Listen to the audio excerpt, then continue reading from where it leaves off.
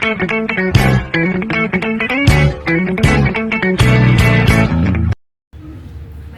kasih anak-anak. Selamat pagi. Pagi, Bu. Gimana kabarnya hari ini? Alhamdulillah sehat. Alhamdulillah. Udah pada sarapan? Sudah. Sarapan pakai apa? Pakai ayam, Bu. Pakai ayam. Nasi goreng. Oke. Kalau Khairul pakai apa? Pakai soto. Pakai soto. Wah, pagi-pagi udah makan soto ya? Iya, baik. Sama dia? Saya masak dari panggung. Wah. Oh, setia. Iya dong. Wah, itu. Baik, itu bergizi sekali ya. Anak-anak, baik Ibu buka untuk pembelajaran hari ini. Assalamualaikum warahmatullahi wabarakatuh. Waalaikumsalam warahmatullahi wabarakatuh. Untuk mengawali pembelajaran kita, mari kita berdoa terlebih dahulu. Ibu pimpin untuk berdoa ya. Baik, untuk berdoa. Berdoa dimulai. Berdoa selesai. Anak-anak, Ibu presensi terlebih dahulu ya. Nurani Afifah, Hadir, Bu. Sylvia Aziza, Hadir, Bu. Khairul Fikri, Hadir, Bu. Camelia Yunita. Baik, semuanya hadir ya, tidak ada yang izin. Anak-anak, pada hari ini kita akan membahas mengenai menulis teks prosedur dari sumber informasi yang valid. Nah, kalau pekan lalu kita membahas teks drama, sekarang kita membahas teks prosedur. Anak-anak, kalian tahu teks prosedur itu apa? Teks yang berisi langkah-langkah membuat sesuatu, Bu. Betul sekali, Nurani Viva. Nah, jadi teks prosedur itu adalah teks yang di dalamnya terdapat langkah-langkah untuk membuat sesuatu. Nah, untuk lebih jelasnya di sini Ibu akan jelaskan ya mengenai pengertian dari teks prosedur. Semuanya bisa fokus ke Ibu. Coba itu dirapikan dulu seperti tempat duduknya. Duduknya ya, baik. Terima kasih anak-anak Ibu. Ya, sudah nyaman ya. Khairul kakinya, ya tidak sopan ya Khairul seperti itu. Baik anak-anak, yang pertama mengenai pengertian teks prosedur. Jadi benar apa yang sudah disampaikan oleh Nurani bahwasanya teks prosedur adalah teks yang berisi langkah-langkah atau tahapan yang harus dilakukan untuk mencapai suatu tujuan atau menyelesaikan suatu pekerjaan. Nah, teks ini sering ditemukan dalam buku panduan, kayak resep masakan, petunjuk penggunaan atau panduan teknis. Kalau anak-anak melihat buku resep masakan, biasanya ada langkah-langkah atau panduan dalam membuat atau memasak sesuatu. Selanjutnya yaitu tujuan dari teks prosedur. Apa sih tujuan dari teks prosedur? Yang pertama adalah memberikan petunjuk atau arahan yang jelas. Nah, dalam teks prosedur tersebut tentunya memberikan petunjuk atau arahan yang jelas mengenai langkah-langkah untuk membuat sesuatu. Yang kedua yaitu mengurangi kesalahan dalam melakukan sesuatu atau tindakan. Nah, dalam teks prosedur itu tujuannya untuk mengurangi kesalahan. Karena apa? Karena di dalamnya terdapat panduan atau langkah-langkah dalam melakukan suatu tindakan. Selanjutnya yaitu membantu pembaca untuk menyelesaikan suatu tugas secara sistematis. Nah, kenapa sistematis? Karena tadi berurutan ya langkah-langkahnya dari nomor 1, langkah pertama, langkah kedua, langkah 3 dan seterusnya. Paham ya untuk tujuan teks prosedur? Selanjutnya di sini ada ciri-ciri teks prosedur. Nah, dalam ciri-ciri teks prosedur Ibu membuat ada struktur teks dan juga ciri kebahasaan. Nah, coba anak-anak dibaca dulu untuk struktur teks prosedurnya. Ada yang mau bantu? Boleh, Surya. Prosedur tujuan penjelasan tentang apa yang akan dicapai, material, bahan dan alat, daftar bahan atau alat yang dibutuhkan jika diperlukan. 3. Langkah-langkah, tahapan atau langkah yang harus diikuti secara diam. Saya ngomong. Ya, diperhatikan ya Harul. Namanya sedang membaca ya. 3. Langkah-langkah, tahapan atau langkah yang harus diikuti secara berurutan. Baik, terima kasih. Beri tepuk tangan untuk siapa dia yang sudah mau membacakan. Jadi benar ya untuk struktur Khairul. Harap tenang dulu ya. Jadi untuk struktur teks prosedur itu ada 3 ya. Tadi sudah dibacakan oleh Satria, yaitu ada apa? Tujuan, terus material dan juga langkah-langkah. Nah, tujuan itu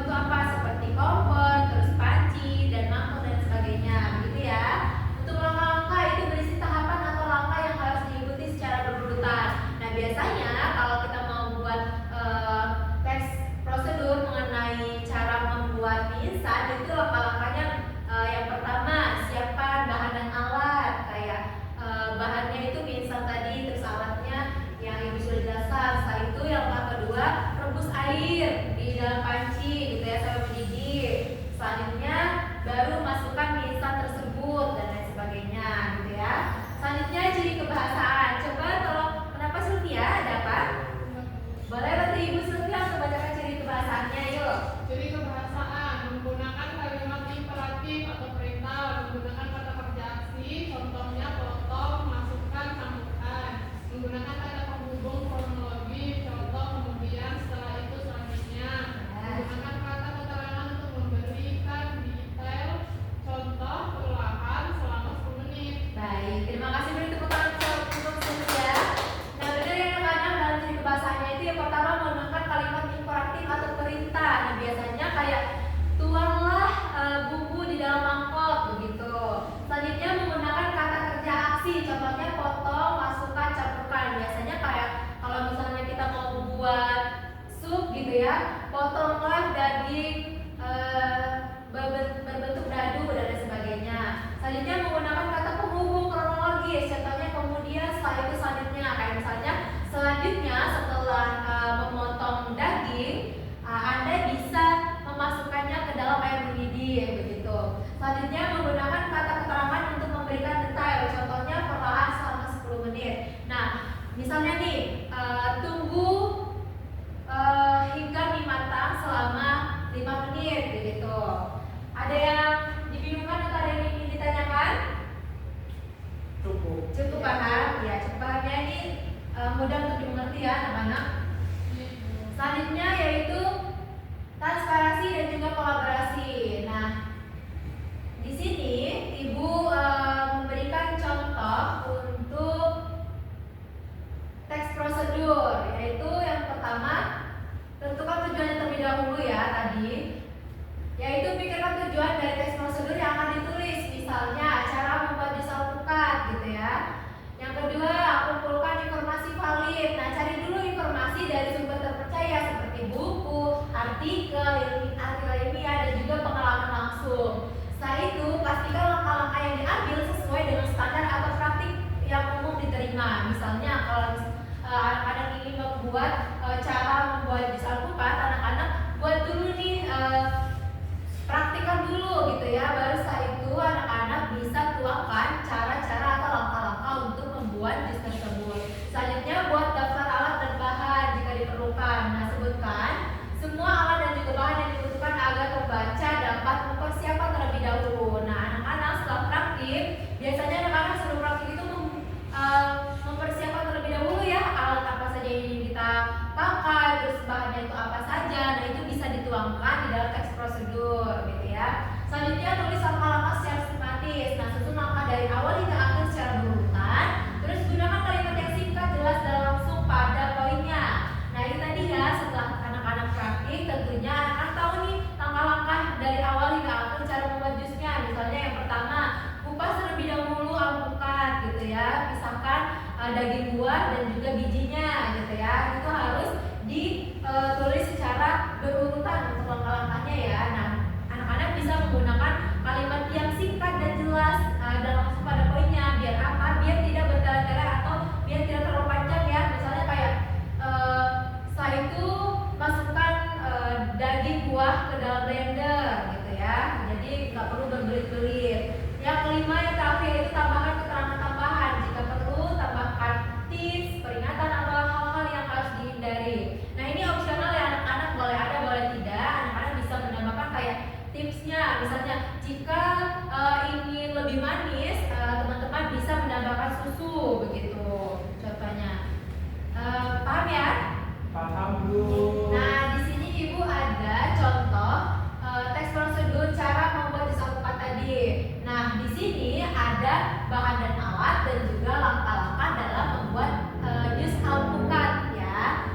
Untuk bahan dan alat, yang pertama 1 buah alpukat matang, 2 sendok makan gula pasir, 200 ml air matang, blender dan juga gelas saji.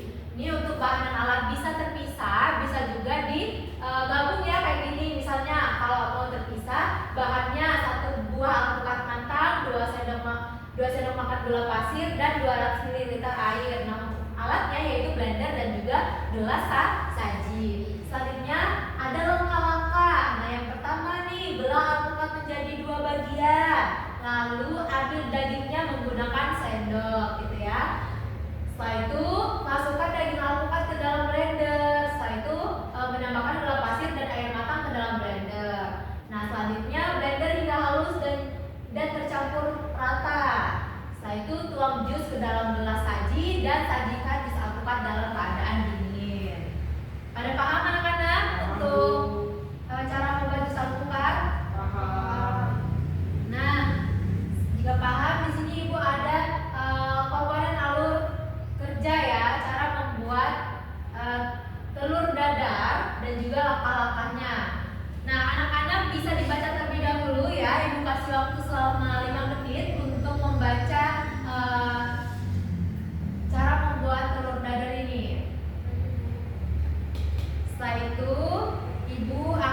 berikan pertanyaan mengenai apa yang sudah dibacakan, apa yang sudah dibaca oleh anak-anak, dan harus dijawab ya.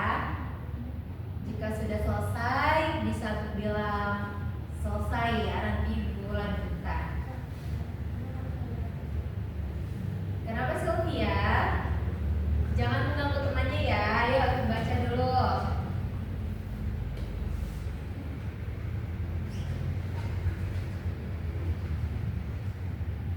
Sudah, Bu. Sudah? Baik, jika sudah, perhatikan anak-anak, di sini Ibu ada pertanyaan. Nah, harus dijawab satu persatu ya. Dimulai dari Nurani Afifah, dilanjutkan sampai dengan Camelia. Yang pertama nih, untuk Nurani dulu. Apa bahan utama yang digunakan untuk membuat telur dadar tadi? Berarti telur, Bu. Betul sekali. Beri tepuk tangan untuk Nurani. Selanjutnya, jika tadi sudah membaca dan kami masih tahu, yang kedua, Sylvia, mengapa telur harus dikocok hingga tercampur rata sebelum dimasak? Agar rasa bumbu merata dan tekstur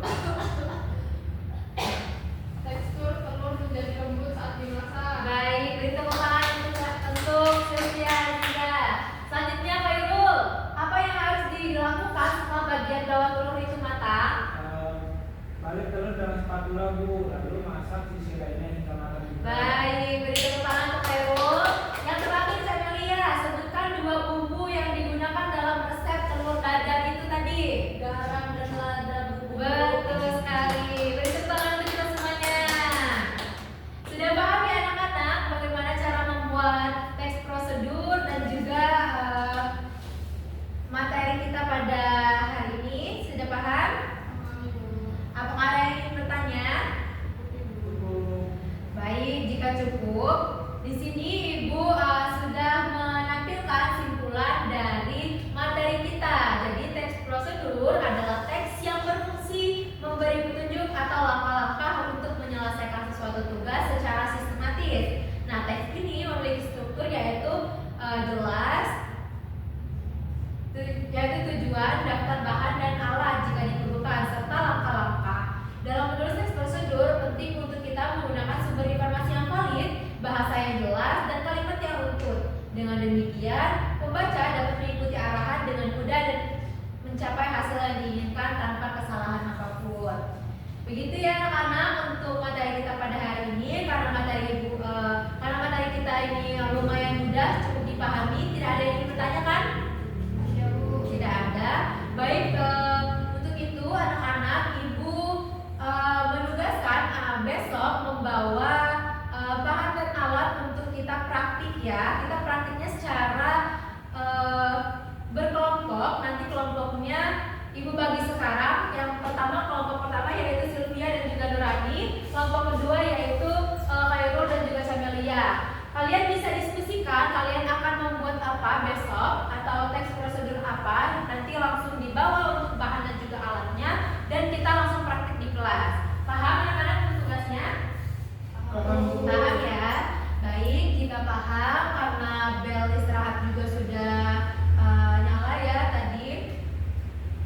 Baik anak-anak, sekian untuk materi kita pada hari ini. Terima kasih anak-anak sudah menyimak apa yang Ibu sampaikan. Semoga ilmu yang Ibu sampaikan bisa bermanfaat untuk kita semuanya. Anak-anak bisa mempelajari lagi mengenai teks prosedur. Jangan lupa tugasnya untuk pekan depan ya, dibawa alat dan juga bahan, dan kita akan praktik langsung di kelas. Anak-anak, untuk itu marilah kita tutup pembelajaran kita dengan mengucapkan lafaz hamdalah. Alhamdulillahirabbil alamin. Baik anak-anak, terima kasih atas partisipasi pada hari ini. Ibu akhiri, wassalamualaikum warahmatullahi wabarakatuh. Waalaikumsalam warahmatullahi wabarakatuh. Terima kasih, Bu. Sama-sama. Selamat pagi, saya Nurani Afifah Rahma selaku observer lisan dari saudara calon guru Cindy Sylviani yang melakukan praktik pembelajaran mikro pada tanggal 12 Desember tahun 2024 untuk keterampilan 8, yakni mengajar kelompok kecil dan individual. Saudara calon guru sudah menunjukkan kehangatan dan kepekaan pada saat mengajar, saudara calon guru juga sudah mendengarkan siswa seperti keluhan maupun jawaban dari siswa. Saudara calon guru juga sudah merespons siswa baik jawaban ataupun pertanyaan siswa. Selanjutnya saudara calon guru juga sudah membangun hubungan saling mengerti dengan siswa dengan memahami dan mengerti pendapat dari siswa dan memberikan pengertian kepada siswa. Selanjutnya saudara calon guru juga sudah mendukung, membantu, mengerti perasaan dan menangani emosi siswa. Kemudian saudara calon guru juga sudah menetapkan tujuan pembelajaran, sudah merencanakan kegiatan seperti pemberian tugas kelompok yang akan dikumpulkan pada pekan kemudian. Yang selanjutnya, saudara calon guru juga sudah memberikan nasihat kepada siswa yang tidak kondusif pada saat menjalani pembelajaran. Kemudian, saudara calon guru juga sudah menyediakan alat dan sumber berupa media pembelajaran interaktif, dan saudara guru juga sudah membantu siswa pada saat menjawab pertanyaan. Kemudian untuk cara pendekatan, saudara calon guru sudah memberikan pendekatan yang menyenangkan dengan menantang siswa untuk berpikir dan mendorong siswa mengemukakan pendapatnya melalui pertanyaan-pertanyaan yang diajukan kepada siswa. Saudara calon guru juga sudah